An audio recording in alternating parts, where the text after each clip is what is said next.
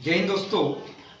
बच्चों के जो पुराना वीडियो हुआ उस पर बहुत अच्छे कमेंट्स आए और बच्चों की डिमांड रही कि हमें टॉपिक वाइज डिस्कशंस भी मिले, जिससे कि हम एग्जाम में कितने क्वेश्चंस किस टॉपिक से आते हैं उसका अध्ययन कर पाएं और हमें निश्चित रूप से उससे फायदा मिलेगा। तो इसी को ध्यान में रखते हुए हमारी एकेडमी द्वारा एक पुनः वीडियो लाया गया है जिसमें टॉपिक वाइज डिस्कशन है। टॉपिक वाइज में हम पहले रीजनिंग और जीके के क्वेश्चंस को एनालिसिस करते हैं, उसके बाद में यदि इस पर कमेंट्स अच्छे रहें और यदि आपका प्रेम बना रहा और सब्सक्राइबर बढ़ते रहें तो निश्चित रूप से हम मैथ्स के भी जो टॉपिक वाइज क्वेश्चंस आपके लिए लेके आएंगे। तो जो तर्क शक्ति जो रीजनिंग के लिए क्वेश्चंस पूछे जाते हैं वो कम से कम 35 से 37 क्वेश्चंस रहते हैं। श्योरली मैथ्स से ज्यादा क्वेश्चंस रहेंगे, मैथ्स से ज्यादा क्वेश्चंस रहेंगे इसमें। कोडिंग डिकोडिंग के जो क्वेश्चंस रहते हैं वो 3 से 4 क्वेश्चंस देखने को मिलते हैं। सिंपल लेवल के होते हैं सारे, पर ये होता है कि थोड़ा सा टाइम मैनेजमेंट आपको थोड़ा सा ध्यान रखना पड़ेगा। कोडिंग डिकोडिंग जो एबीसीडीज के रूप में होते हैं वो 3 से 4 क्वेश्चंस होते हैं। ब्लड रिलेशन रक्त संबंध के नॉर्मल सिंपल क्वेश्चन होते हैं, अपने ऊपर लेकर भी सॉल्व कर पाते हैं या फिर अपने ऊपर लेकर सॉल्व नहीं होते हैं तो उनको जो डायग्राम होता है उसके अकॉर्डिंग सॉल्व हो सकता है। तो जो ब्लड रिलेशन के 2-3 क्वेश्चंस देखने को मिले हैं, वर्तमान की आबकारी परीक्षा में भी यही हो रहा है।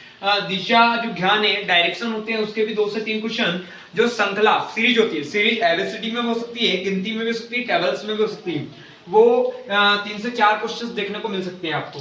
इक्वलिटी इनइक्वलिटी ये लगातार पहले के एग्जाम्स में नहीं आते थे, पर लगातार जो अभी 2022 की एग्जाम्स हुई है उससे इक्वलिटी इनइक्वलिटी तक 3 से 4 क्वेश्चंस पूछे गए हैं। उसके बाद में घड़ी घड़ी के नॉर्मल क्वेश्चंस होते हैं, दर्पण प्रतिबिंब जल प्रतिबिंब इसका एक क्वेश्चन देखने को मिल सकता है, या टाइम के साथ एंगल निकालने का पूछ सकता है या फिर मिनट निकालना पूछ सकता है। उसके बाद में कैलेंडर कैलेंडर का 1 क्वेश्चन पूछा जाता है जिसमें ये रहता है कि आपको तारीख दे दी जाएगी, उसका वार पूछ लिया जाए, ऐसा भी हो सकता है। या फिर कोई इस तारीख को ये वार है, दूसरी तारीख को क्या वार होगा ये पूछ लिया जाए। उसके बाद पांसा के भी 1-2 क्वेश्चन देखने को मिले हैं, वेन डायग्राम के भी 2-3 क्वेश्चन, और एनालॉजी जो एक से दूसरे का रिलेशन है तीसरे से उसका रिलेशन क्या होगा इसके 2-3 क्वेश्चन देखने को मिले।